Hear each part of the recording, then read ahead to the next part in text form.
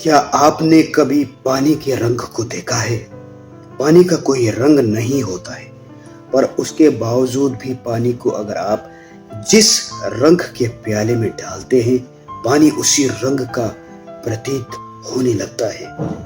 कहने का अर्थ है कि आपकी संगति, संग संग चलने वाली जो गति, अर्थात साधारण शब्द में कहूं तो मित्र या आपके आसपास रहने वाले लोग आपके चरित्र को रंग दिखाते हैं।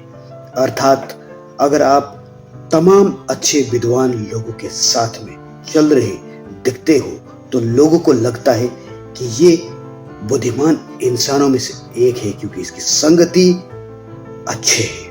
ऐसे ही अगर आप गलत इंसानों के साथ में रहते हो तो लोग उसी तरह से सोचने लगते हैं कि ये इंसान गलत है।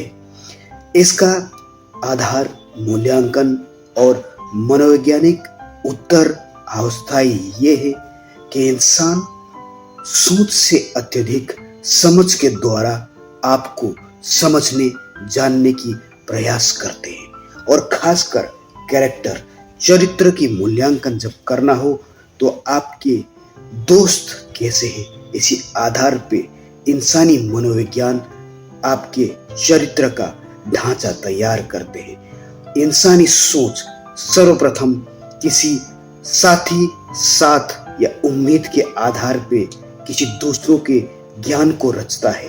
कहने का अर्थ है कि हमारे माइंड जिस आधार से कंडीशंस हुए हैं, अर्थात लोगों को देखकर सीखना, इसी आधार पे तो मनुष्य फल फूलते आया है।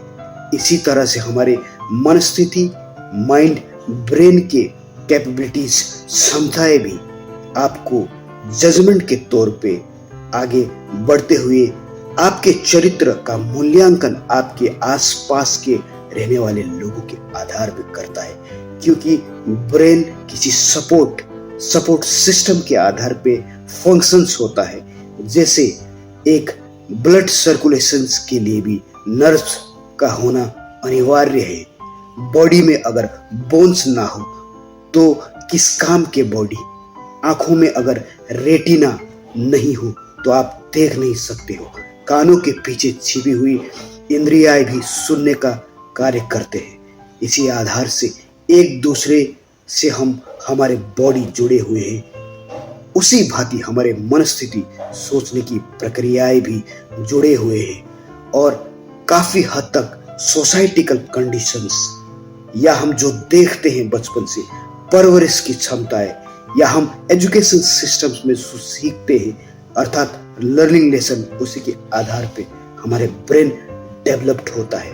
और उस डेवलप परिस्थिति मनोविज्ञान की अवस्था ये कहता है कि हमें किसी की साथ की आवश्यकता पड़ती है, और साथ के आधार पे ही हम चरित्रों का भी मूल्यांकन करते हैं। और इसी आधार से मित्रता, आपकी सहयोग और आसपास रहने वाले लोग आपके कैरेक्टर का मूल्यांकन करते हैं। इसलिए मित्र चुनते समय सावधान रहिए, और खासकर मेरा सहूलियत सलाह यह है कि आप मित्र किताबों को बनाइए, सोच को बनाइए, खोजों को बनाइए।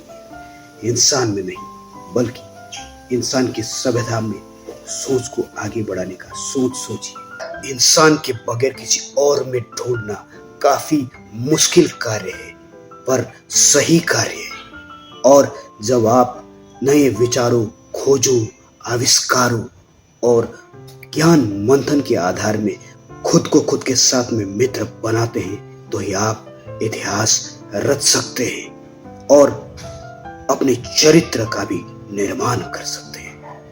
सोचिएगा जरूर। धन्यवाद।